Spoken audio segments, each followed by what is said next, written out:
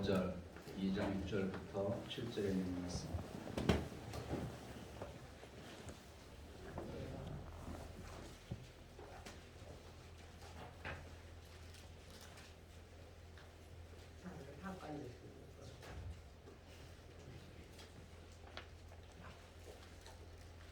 (2021년도) 11월 21일 추수감사절에 은혜 받을 말씀은 골로새서 1장 3절로 5절 그리고 2장 6절로 7절에 있는 말씀입니다. 공독해드립니다. 우리가 너희를 위하여 기도할 때마다 하나님 곧 우리 주 예수 그리스도의 아버지께 감사합니다. 이는 그리스도 예수 안에 너희의 믿음과 모든 성도에 대한 사랑을 들었음이요 너희를 위하여 하늘에 쌓아둔 소망으로 말미암음이니 곧 너희가 전에 복음 진리의 말씀을 들은 것이라. 아멘. 2장 6절로 7절입니다. 그러므로 너희가 그리스도 예수를 주로 받았으니 그 안에서 행하되 그 안에 뿌리를 박으며 세움을 받아 교훈을 받은 대로 믿음에 굳게 서서 감사함을 넘치게 하라. 아멘. 따라합시다. 감사하며 감사 권하기. 감사하며 감사 권하기. 인사하고 말씀 나누겠습니다. 감사합니다. 축복합니다. 승리하세요. 교회도 은혜 가운데에 우리 성도들 코로나 한 명도 걸리지 않고 건강하게 추수감사 예배를 드리게 됨을 먼저 하나님께 감사와 또 찬양과 영광을 돌려드립니다. 지난해에서 올해도 코로나19 방역조치를 인해가지고 함께 연합으로 예배드릴 수 있게 한 것만도 감사하고 또 공동식사나 성찬식은 하지 못하지만 그날 우리 마음만은 그 어느 때보다도 하나님께 감사하는 마음으로 이 시간 오신 줄로 믿습니다. 그래서 오늘도 이 감사들에 대해서 다시 한번 이 감사에 대해서 좀 생각해 보려고 합니다. 이 시간도 말씀을 통해서 감사가 넘치고 감사가 회복되고 감사의 영광 돌리게 되시기를 주의 이름으로 축원합니다. 제가 10월 마지막 주에 예수님의 감사 세 가지를 말씀드렸습니다. 예수께서는 지난 일에 대해서 하나님의 뜻이 이루어진 것을 보고 감사로 해석했다라고 말씀드렸고 또 두 번째로 지금 이루어지는 일에 대해서 하나님의 뜻이 이루어지고 있는 것을 보고 감사로 반응했다. 그리고 세 번째로 다가올 미래에 대해서 하나님의 뜻이 이루어질 것을 보고 감사로 선택하게 하면서 기대했다 이런 말씀드렸습니다. 여러분 우리가 언제나 어떤 경우에나 이 땅에 사는 동안에 이제 감사할 수 있는 원리는 뭐냐? 늘 이 감사의 기준이 내 뜻이 아니라 하나님 뜻을 기준으로 놓고 내 뜻이 이루어지지 않았다고 해서 하나님 뜻이 이루어진 것을 늘 감사하고 지금 내 뜻이 이루어지지 않는다고 해도 지금 하나님의 뜻이 이루어지는 것에서 감사하고 또 미래에 내가 바라는 대로 이루어지지 않는다고 해도 하나님의 뜻이 이루어질 것을 바라보고서 우리가 감사해야 된다. 여러분 이렇게 우리가 이해될 줄로 믿습니다. 이것이 예수님이 10월 마지막 주에 우리에게 주신 이 감사에 대한 기록입니다. 여러분 감사에는 여러분이 아시는 대로 세 종류가 있죠. 세 종류. 첫 번째는 이 가정법 감사입니다. 가정법 감사. 만일 뭐뭐 하다면 뭐뭐 할 것이다. 이게 가정법입니다. 만일 이렇게 되면 감사하겠다. 이게 가정법이에요. 이것은 언제나 미래적이고 또 조건적입니다. 내가 원하는 학교에 입학하면 감사하겠다. 내가 하는 장사가 잘 되면 감사하겠다. 그러나 원하는 대로 되지 않았기 때문에 나는 감사할 수 없다. 이게 가정법 감사입니다. 여러분 우리는 이제 내가 원하는 대로 되지 않아도 늘 감사하는 삶을 살아가시기를 주의 이름으로 축원합니다. 두 번째는요, 이 조건적인 감사예요. 조건적인 감사. 무엇 때문에 감사. 이 과거적이죠. 이러이러니 감사하고 저러저러하니 감사하다. 또 상대적입니다. 그래서 건강하니까 감사했다가 병들면 불평과 원망이 납니다. 성공하니까 감사했다가 실패하게 되면 불평과 원망이 납니다. 이게 조건적인 감사입니다. 그리고 세 번째는 아시다시피 절대적인 감사가 있습니다. 절대적인 감사. 그럼에도 불구하고 감사합니다. 그야말로 감사 체질이 감사 체질로 바뀝니다. 데살로니가 전서 5장 18절에 범사에 감사하라. 이는 그리스도 예수 안에서 너희를 향하신 하나님의 뜻이니라. 이 말씀처럼 이 범사의 감사는 바로 말씀이 우리 안에 체질화된 거예요. 그걸 감사하는 거예요. 환경 변화와 관계없이 감사하는 거예요. 그래서 어떤 상황이라도 감사하는 거예요. 범사의 감사는 내 뜻이 이루어짐이 아니라 하나님 뜻이 이루어지는 것을 보고 감사하는 것, 이게 바로 범사의 감사라는 사실을 믿으시기 바랍니다. 그러면 이 성경에 나오는 인물 중에서 이러한 예수님의 감사 생활을 가장 잘 본받은 사람이 누구냐?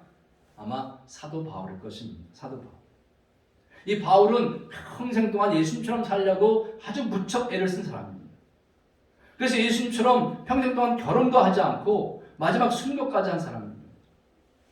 그래서 고린도전서 11장 1절에 보면 내가 그리스도를 본받는 자가 된 것 같이 너희는 나를 본받는 자가 되라. 이렇게 말씀할 정도로 철저하게 예수님을 본받은 사람이 바로 사도 바울입니다. 바울은 일평생 동안 예수님을 멘토로 삼고 모델링하면서 살았습니다. 그래서 그 수많은 고난과 어려움들을 다 당하면서도 늘 그 입에서 감사합니다 이 말이 떠나지 않은 늘 감사 생활을 했던 그런 사람이 바로 사도 바울입니다. 자, 우리도 이제 이런 사도 바울의 감사를 본받으면서 실천하는 삶을 살자. 자, 감사를 본받으면서 실천하는 삶을 살자. 시작. 감사를 본받으며 실천하는 삶을 살자. 그렇습니다. 여러분, 바울은요 예수님의 감사 생활을 본받았어요. 그도 실천했습니다. 우리는 예수님을 통해서 누리는 혜택만 바라봅니다. 예수님을 통해서 건강을 얻고 또 천국에 가고 풍요를 누리고 자식이 잘 되고 출세하고 부자 되기를 원하는 사람은 많은데, 그러나 예수님처럼 살고 예수님처럼 감사하며 살려고 그렇게 하는 사람은 점점 줄어들고 있다는 것입니다. 사도 바울처럼 예수님을 본받아서 그대로 실천하려고 하는 그런 사람들이 점점 줄어들고 있다는 겁니다. 여러분, 이런 재미있는 우화가 있습니다. 과거에 하나님의 많은 은혜를 베풀었던 그런 사람들이 있는데, 근데 예수께서 하루는 그 은혜 받았던 사람들이 어떻게 살고 있나 한번 그들을 다시 신방 가서 만난 거예요. 첫 번째로 가다가 거리에서 거의 폐인된 한 주정꾼을 만났습니다. 예수께서 그에게 다가가 보니까, 아니 당신은 내가 당신 그 절름 발해를 고쳐준 사람 아니오? 왜 이런 생활을 하고 있어? 물어봤습니다. 그리고 대답하기를, 당신은 내가 절름 발했을 때에 나를 고쳐줬습니다. 그러나 걸어다닌들 내가 무슨 소용이 있습니까? 먹고 살 직업이 없는데, 그러면서 불평하더라. 그래서 거리에서 폐인돼 가지고 그러고 살고 있는 거예요.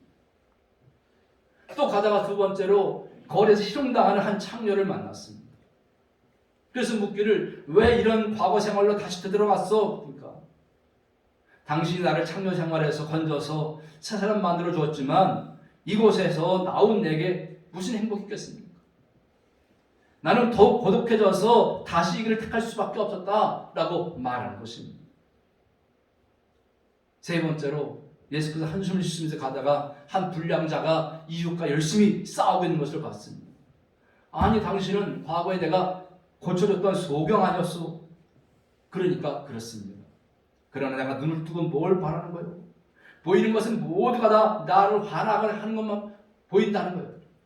짜증스럽게 만들고 받고 치고받고 싸는 생활만 내가 보다 보니까 나도 이렇게 됐다고 그러는 거예요. 여러분, 은혜로 주신 그런 놀라운 하나님의 기적과 그 은혜를 감사의 도구가 아니라 오히려 불평과 원망의 도구로 사용합니다. 그러면서 불행한 삶을 살고 있는 것입니다. 여러분, 이렇게 은혜를 많이 받았음에도 불구하고 감사를 모르는 사람들이 얼마나 많은지 모릅니다. 그런데 여러분, 그 큰 은혜를 받은 바울은 평생을 감사하는 생활을 했습니다. 오늘 본문 3절 말씀 보니까 시작. 우리가 너희를 위하여 기도할 때마다 하나님 곧 우리 주 예수 그리스도의 아버지께 감사하노라. 누구에게 감사하고 있느냐? 예수님을 본받아서 하나님께 늘 감사하고 있습니다. 여러분, 예수님은요 살아갔던 나사로가 죽었을 때도 감사했어요. 십자가 죽음 앞에서 제자들이 인신매매하고 배신할 때도 감사했습니다. 장정만 5,000명이 있는데 먹을 것이 없어서 그 도시락 하나 놓고도 감사했습니다. 복음을 전했지만 실패했을 때도 예수님은 하나님께 감사했습니다. 여러분, 사도 바울도 마찬가지입니다. 지금 이 편지를 쓰고 있을 때에 사도 바울이 어디에 있느냐? 감옥에 들어가 있어요. 감옥. 여러분, 우리가 바울 서신 가운데 옥중서신, 옥중서신이 뭐냐? 따라합시다. 에베소서, 빌립보서, 골로새서, 빌레몬서, 이 네 개가 바울이 감옥에 있으면서 쓴 서신이 이 옥중서신입니다. 그래서 이 다른 옥중서신 빌립보서 4장 3절 말씀 보면 이렇게 써있어요. 시작. 그리스도의 비밀을 말하게 하시기를 구하라. 내가 이 일 때문에 매임을 당하였노라. 지금 뭐냐? 그리스도의 비밀을 말하다가 매임당했다. 매임당했다는 뭐냐? 감옥에 있다는 거예요. 또 4장 18절도 보면 내가 매인 것을 생각하라. 매여 있는 거예요. 감옥에 매여 있는 거예요. 여러분, 매여 있다는 것은 그것은 뭐냐? 실패했다는 거예요. 억울한 일을 당했다는 거예요. 요즘 사업으로 망하면 망했다는 거고, 건강으로 말하면 병들었다는 거예요. 뭐 때문에? 복음 전하다가 그 감옥에 갇힌 것입니다. 사기치고 도둑질하다 갇힌 것이 아니고 복음 전하다가 지금 감옥에 갇혀 있는 거예요. 근데도 불구하고 하나님께 감사합니다. 여러분, 여기 빌립보서에만 감사하는 것이 아닙니다. 감옥에 있는 바울이 어떻게 감사하고 있는지 옥중서신을 통해서 보면, 여러분, 빌립보서 1장 3절 시작. 내가 너희를 생각할 때마다 나의 하나님께 감사하며. 에베소 1장 16절 시작. 내가 기도할 때에 기억하며 너희로 말미암아 감사하기를 그치지 아니하고. 빌레몬서 1장 4절 시작. 내가 항상 내 하나님께 감사하고 기도할 때에 너를 말함은. 아멘. 늘 이 옥중서신을 통해서 사도 바울은 늘 감사한 것을 보게 됩니다. 여러분, 오늘 추수감사절을 맞아서 오늘 하루를 되돌아보면서 감사를 생각하고 또 감사를 표현하고 감사를 기대하는 감사절 되시기를 주의 이름으로 축원합니다. 그래서 지금 되어진 일에 대해서 감사하고 또 지금 진행되고 있는 일에 대해서 감사하고 또 앞으로 되어질 일에 대해서 미래에 대해서 하나님께 감사하시기를 주의 이름으로 축원합니다. 자, 사도 바울은 그러면 언제 감사하고 있느냐? 언제? 오늘 3절 말씀 보니까 기도할 때마다 기도할 때. 문법적으로 보면 현재 분사형인데 바울이 이 골로새 교인들을 위해서 한 번 기도하고 끝낸 것이 아니라 간절한 소원을 가지고 그때그때마다 늘 감사하면서 기도했다는 것입니다. 성도를 생각하면서 또 성도를 위해서 기도할 때마다 분노하거나 원망하거나 불만을 말하는 것이 아니라 늘 감사했다. 여러분들 마찬가지 아니겠습니까?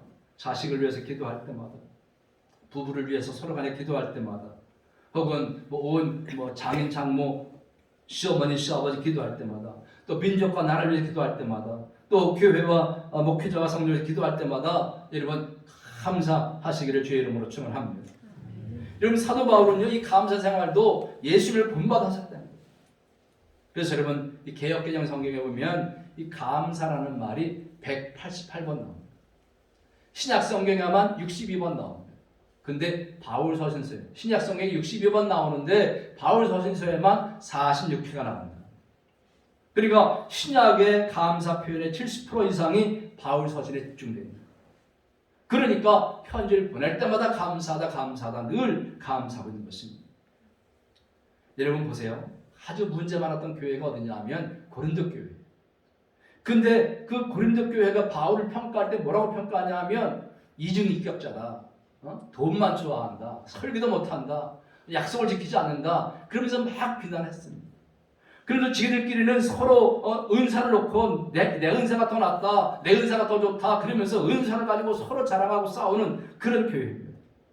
근데 그런 교회에 편지할 때 뭐라고 그러냐면 1장 4절 시작. 그리스도 예수 안에서 너에게 주신 하나님의 은혜로 말미암아 내가 널 위하여 항상 하나님께 구하노니 감사하노니.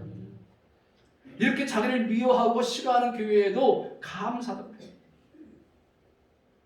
여러분에게 지금 현재 문제는 뭡니까? 여러분에 대한 평가는 뭡니까? 여러분 그럼에도 불구하고 하나님 앞에 감사하시기를 주님의 이름으로 축원합니다. 그러면 이 사도 바울은 왜 늘 감사했느냐? 왜? 오늘 본문 1장 4절에 답이 있습니다. 이는 그리스도 예수 안에 너의 믿음과 모든 성도에 대한 사랑을 들었음이요 그렇습니다. 여기 이는이라는 말은 왜냐 들었기 때문이라는 거예요. 그 누구한테서 들었느냐? 7절과 8절에 보면 에바브라에게 들었습니다. 에바브라는 그리스도의 신실한 일꾼이요 또 성령 안에서 너희 사랑을 우리에게 알려주는 그런 에바브라를 통해서 그 골로새 교인들의 형편을 들었다는 거예요. 뭘 들었느냐? 성령 안에서 너희의 사랑을 들었다는 거예요. 그러면 이 성령 안에서 들은 이 사랑, 그 사랑의 구체적으로 뭐냐? 4절에 보면 네 가지를 표현하고 있습니다. 4절. 첫째는 뭐냐? 그리스도 예수 안에 너희의 믿음. 시작. 그리스도 예수 안에 너희의 믿음. 골로새 교인들이 그리스도를 믿는 믿음을 들었다. 여러분 지금도 마찬가지겠습니다. 이 골로새는요 그리스 철학과 로마 문화가 지배한 때입니다. 골로새는 무역 중심이었고 교통 중심이에요. 많은 사람이 그 도시로 모이는 도시입니다. 그러니까 헬라 문화가 아주 발달했고 혼합주의 사상에 팽배했던 그런 곳입니다. 여러분 그런 문화 속에서 예수님을 주님으로 믿는 것은 쉬운 것이 아니지 않습니까? 그런데 그리스도 예수 안에서 너희의 믿음, 그리스도를 믿는 믿음을 들었다는 거예요. 그럼 두 번째 뭡니까? 모든 성도에 대한 사랑. 시작. 모든 성도에 대한 사랑. 아가페입니다. 모든 성도에 대한 사랑을 듣고 그걸 감사하고 있는 거예요. 여러분 모든 성도들이 신분과 계층을 초월한 그런 사랑을 말하고 있는 것입니다. 당시 사회는 계급사예요. 신분사회입니다. 그런데 신분이 다른 사람과는 상종하지 않는 그런 사회 속에서 성도들이 신분을 초월해서 계급을 초월해서 서로 간에 사랑, 아가페 하고 있었다는 것입니다. 그걸 들었다는 거예요. 그거를. 그래서 감사하다는 거예요. 그리고 세 번째 뭡니까? 5절에 있는 말씀인데 너희를 위하여 하늘에 쌓아둔 소망. 시작. 너희를 위하여 하늘에 쌓아둔 소망. 그렇습니다. 복음에 기인해서 하늘에 쌓아둔 소망이 있다는 거예요. 이걸 감사합니다. 여러분 이런 소망이 어떻게 생깁니까? 이런 소망이 하늘에 쌓아둔 소망이 어떻게 생겨요? 곧 너희가 전에 복음 진리의 말씀을 들은 것이라 했습니다. 여러분 복음 진리를 들으면 하늘에 소망이 생기는 줄로 믿으시기 바랍니다. 여러분에게 이런 소망이 있는 줄로 믿습니다. 이게 바로 복음에 기인한 소망. 지금도 마찬가지지만 당시에는요 이 땅이 전부라고 하고 살았어요. 이 땅이 전부다. 모든 사람 다 이 땅이 전부야. 이 땅에서 죽으면 땡이지 뭐. 그러고 살아가고 있는데 이 골로새 교인들이 하늘의 소망을 두고 살았다. 그러니까 이런 소망이 생기니까 믿음도 견고해지고 사랑도 더 풍성해지고 그것을 감사한 것입니다. 여러분도 하늘의 소망을 두고 이 땅에서 믿음도 소망도 사랑도 풍성해지시기를 주의 이름으로 축원드립니다. 여러분 그런데 이 골로새 교회가 이렇게 좋은 일들이 있었는데 근데 사실은 이 바울이 좋은 시로만 드린 게 아니에요. 골로새 교회에 문제가 있었어요. 무슨 문제냐? 첫째로는요 율법주의 문제가 있었어요. 2장 16절에 보면 그러므로 먹고 마시는 것과 절기나 초하루나 안식일 이유로 누구든지 너희를 비판하지 못하게 하라 했습니다. 무슨 얘기냐? 절기를 지키는 문제, 초하루 지키는 문제, 안식을 지키는 문제 이것 가지고 율법에 맞느냐 안 맞느냐 이것 가지고 항상 교회가 시끄럽다는 거예요. 그래서 사람들이 아유 저 사람들은 저것 가지고 왜 싸워? 늘 비판을 받는 거예요. 그래서 너희를 비판하지 못하게 하라 이렇게 말하고요. 두 번째 뭐냐? 천사숭배 문제가 있어요. 천사숭배. 2장 18절을 보면 아무도 꾸며낸 겸손과 천사숭배를 이유로 너희를 정죄하지 못하게 하라 했습니다. 여기 보니까 꾸며낸 겸손이었어요. 겸손한데 꾸며서 하는 거예요. 겸손한 척하는 거겠죠. 그리고 천사를 숭배하는 거예요. 그래서 사람들로부터 손가락질 받고 있는 거예요. 거기다가 금욕주의 문제가 있습니다. 금욕주의. 2장 20절에 보면 곧 붙잡지도 말고 맛보지도 말고 만지지도 말라 하는 것이니 이랬습니다. 하나님이 금하신 것에 율법에 금하신 것에 대해서 이렇게 얘기하는 것입니다. 여러분 사도 바울은요 이런 문제들을 보면서 원망하고 불평할 것이 아니라 오히려 그들 가운데 있는 믿음과 사랑과 소망 이것을 보고 감사했다는 거예요. 할렐루야. 여러분 우리는요 눈이 두 개예요. 그죠? 눈이 두 개지 않습니까? 하나는 좋은 일을 보고 하나는 나쁜 일을 보는데 나쁜 일을 보고 불평할 것이 아니라 좋은 일을 보고 뭐하라고? 감사. 다 사람은 양면성이 있지 않습니까? 양면성. 그래서 감사는 뭐냐? 선택의 문제예요. 선택. 예수님이 늘 감사를 해석하고 감사로 반응하고 감사로 기대를 가지고 선택했듯이 바울도 늘 감사로 해석하고 감사로 반응하고 기대를 가지고 감사 선택한 것입니다. 그들 가운데 이런 문제가 있었지만 그들 가운데 는 믿음과 사랑, 소망이라는 것을 선택해서 그것을 보고 감사합니다. 여러분, 여러분들도 오늘 모든 것을 감사로 해석하고 또 감사를 선택하고 기대를 가지고 감사하는 삶을 사시기를 주의 이름으로 축원합니다. 왜냐하면 이 새에게 날개는 짐이 아니잖아요. 그렇죠? 기차에게 레일은 속박이 아니듯이 물고기에게 물이 부담이 아니듯이 우리에게 여러분 있는 이 감옥 같은 고통과 고난, 어려움 이런 것들이 우리에게 불평의 도구가 아니라 오히려 감사의 도구가 돼서 하나님 뜻을 이루어드리는 그런 도구가 될 수 있음을 믿으시기 바랍니다. 아멘. 그래서 늘 감사합니다. 어떤 목사님 있잖아요. 무좀 때문에 고생해가지고 늘 불평해서 이놈의 무좀 언제 없어지나 그러고 병원을 갔대요. 병원을 갔더니 그 선생님이 그러더래요. 목사님, 무좀 때문에 너무 괴로워하지 마세요. 나이가 드시면요 무좀 저절로 없어집니다. 발에서 땀 안 나는 나이가 되면 무좀 없어진다 그러더라는 거예요. 걱정하지 말라는 거예요. 그게 뭐요? 발에 무좀이 있는 것은 발에 땀이 난다는 것은 뭐요? 내 몸에 열이 있다는 것이고 건강한 것이고 역으로 생각하면 그거예요. 아멘. 아멘. 여러분들 발에 혹시 무좀이 있으면 불평하지 말고 내가 그만큼 무좀이 있을 정도로 발에 땀이 나고 건강하다는 거예요.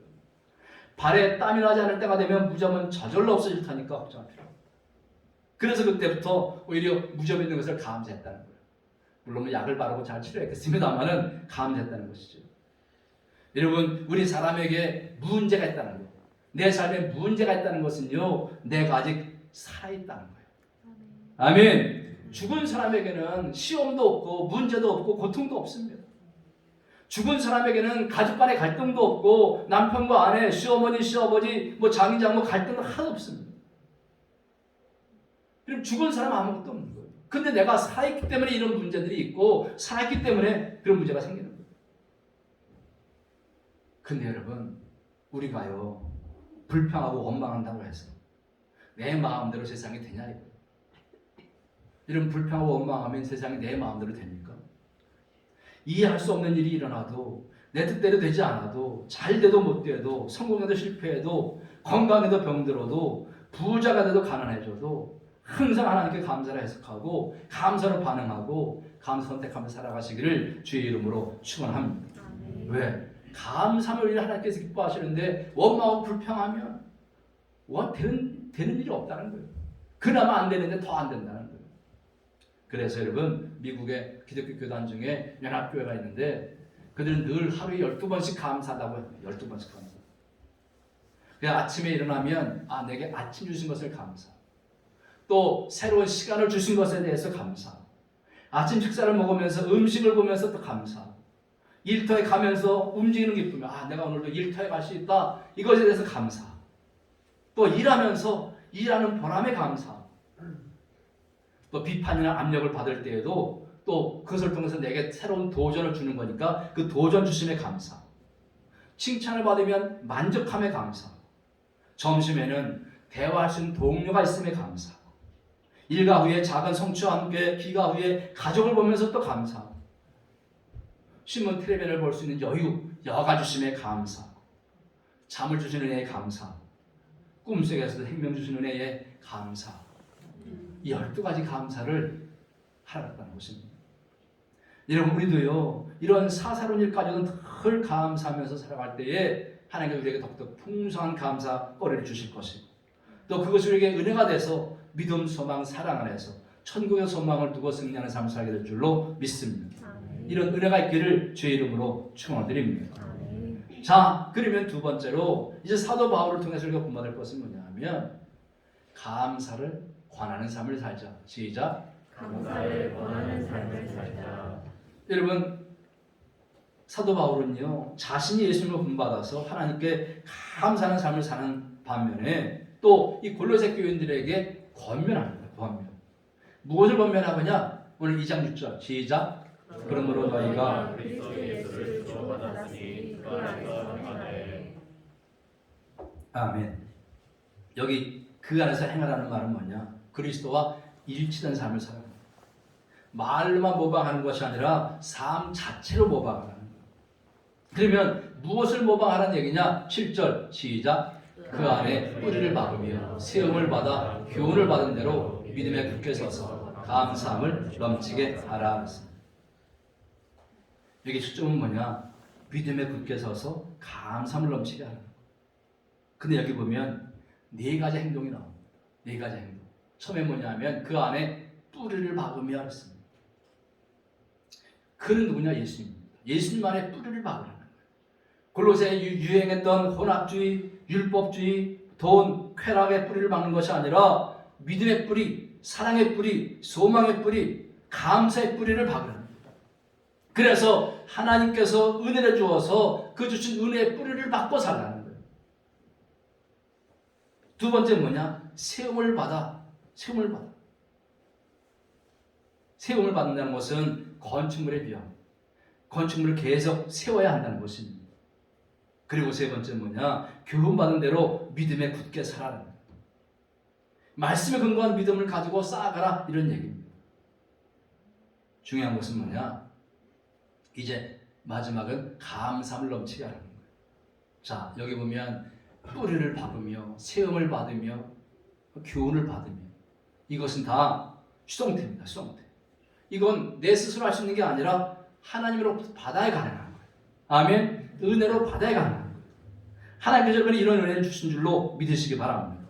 우리에게 뿌리를 받게 하시고 세워주시고 우리에게 교훈을 주시는 거 다 하나님의 은혜로 주시는 것입니다. 근데 마지막 네 번째 뭐냐? 감사함을 넘치게 하라. 이것만 능동태. 수동태는 내가 할 수 없고 하나님이 주셔야 되는 거지만 능동태는 뭐냐? 내가 실행해야 됩니다. 현재 지속적으로 스스로 실행해야 됩니다. 여러분 감사는요 근육과 같은 거예요. 근육을 계속 훈련해야 튼튼해지는 것처럼 감사 근육을 튼튼하게 하려면 매일매일 매 사건마다 감사한다는 거예요.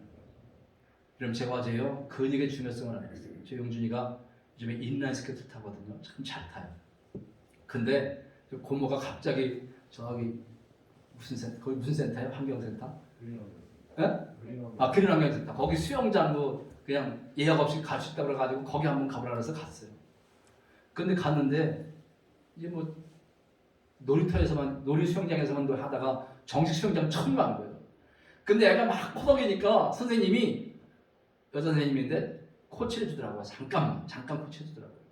야 누워가지고 몸에 힘 빼고 그냥 발만 접어 발만. 근데 몸에 힘 빼고 발만 저는 데 있잖아요. 한 번 했는데 반을 가는 거예요. 25m의 반이니까 7, 8m 가는 거예요. 한 번에. 그 다음에 두 번째는요 25m 다 가는 거예요. 애들이 그렇게 못한다는 거예요. 왜? 다리 힘이 없어서 몇 번 하다가 다리 힘이 없어서 못한다는 거예요. 근데 용준이는 끝까지 가는 거예요. 얘 다른 운동 하냐고 물어봐요. 그래서 인라인 탄다고 그랬잖아요. 인라인을 타면서 다리가 땡땡해요. 근육이. 그러니까 수영하는데도 전혀 지장 없이 끝까지 가는 거예요. 그렇게 가서 돈 안 내고 교육을 받아가지고 누워서 가는 거를 어제 하루에 처음 가지고 끝냈습니다. 대단하죠, 그죠? 이게 뭐냐? 근육의 힘이에요. 근육의 힘. 이 감사는 근육과 같은 거예요.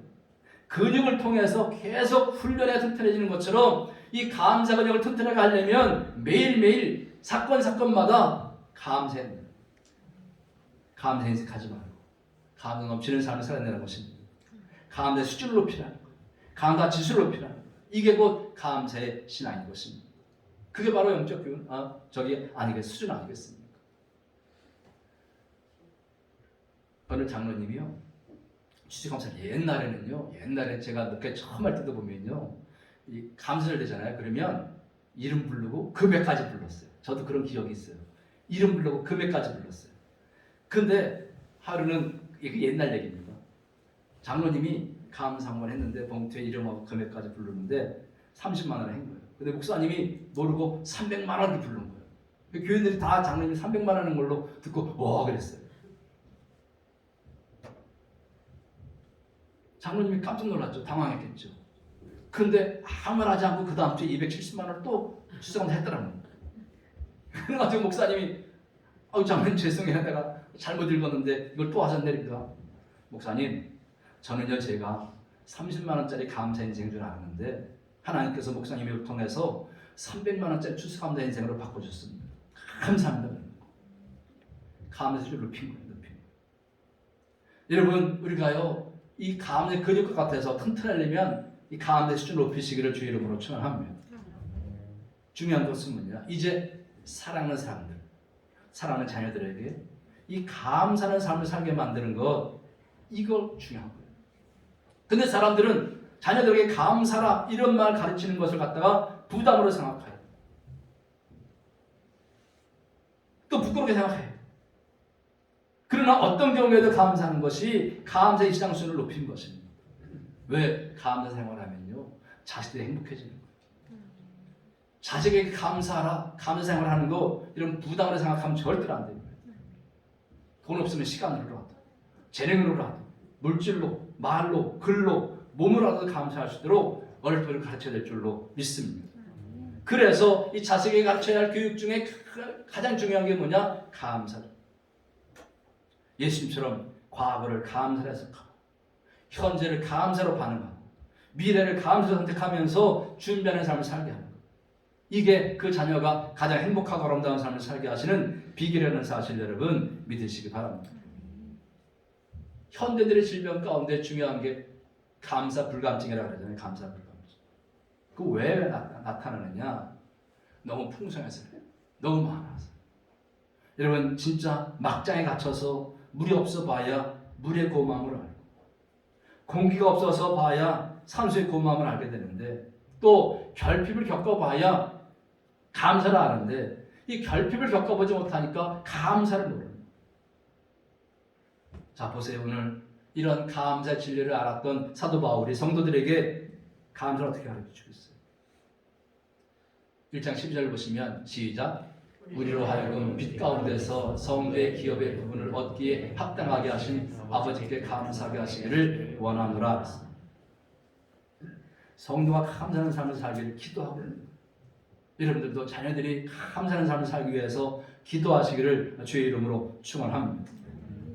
여러분 우리가 사랑하는 사람들, 특히 자녀들에게 이 감사하는 생활을 할 것을 권면하고 있습니다. 감사의 중요성을 망각해서 부담스러우니까 또 권면을 듣지 않을까봐 권면하지 않을 때가 많거든요.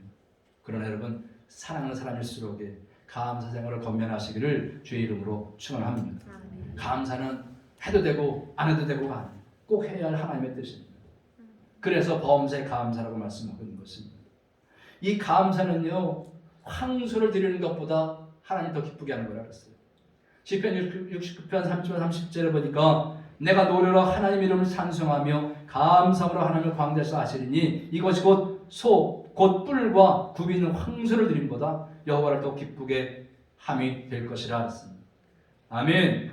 감사하는 게 황소를 드리는 것보다 감사합니다. 이것이 하나님을 영원하게 한다 했습니다. 감사로 제사를 드리는 자가 나를 영원하게 하나니 했습니다. 여러분 감사는요 은혜의 선순환을 일으키게 합니다. 그래서 이 감사하면 평안을 주고 감사하면 기적이 일어나고 감사하면 자족하고 만족하게 되는 거예요. 그래서 행복은 감사의 문을 통해서 들어오고 감사는 축복의 그릇이 되고 감사가 최고의 백신이 됩니다. 아멘. 감사 생활이 우리 인생을 춤추게 하고 감사가 미래를 보장하는 것입니다. 그 감사 생활이 만족한 삶을 살게 하고 직장 생활을 편안하게 하고 대인관계를 유난하게 하는 거예요. 또 하나님께 복을 받는 길이고 생활의 활력을 느끼는 그런 보약입니다. 이것이 하나님을 영원하게 하는 길이라고 하지 않습니까? 그래서 늘 이 감사 생활할 것을 가르치고 권면하시고 때로는 감사하시기를 주의 이름으로 축원합니다. 자 이제 말씀을 마치려고 합니다.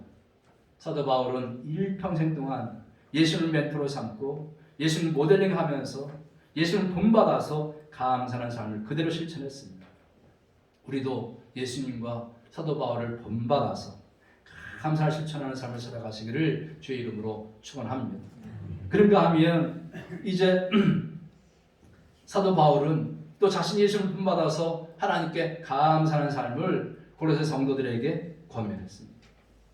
마찬가지로 우리도 이런 감사하는 삶을 우리의 사랑하는 자녀들에게 또 이웃들에게 우리가 권하고, 그러면서 그들이 행복한 삶을 살 수 있도록 권하는 삶을 살아야 될 줄로 믿습니다. 이런 은혜가 있기를 주님의 이름으로 축원합니다. 기도하겠습니다. 사랑과 은혜가 충만하신 아버지 하나님, 은혜와 사랑을 진실로 감사드립니다. 오늘도 일평생 예수님 멘토로 삼고 일평생 감사했던 그런 사도 바울의 감사를 통해서 우리가 본받게 하심에 감사드립니다. 이제 우리가 이 감사를 실천하는 삶을 살기 원합니다. 또 이 감사를 자녀들에게 전하는, 또 권면하는 그런 삶을 살기를 원합니다. 그래서 우리 가정이 감사가 풍성해지고, 또 자녀들의 모든 삶이 감사가 넘치고 풍성해지고, 그래서 넉넉해지고 아름다워지고, 또 그 감사를 누리며 승리하는 삶을 살아갈 수 있도록 축복하시고 인도해 주시옵소서. 모든 과거를 감사를 해석하시고, 이 현재를 감사로 반응하시고, 미래를 감사로 선택하시면서 준비하는 삶을 살도록 우리에게 감사의 본을 보여주신 우리 주 예수 그리스도의 이름으로 감사하며 간절히 기도드리옵나이다. 아멘.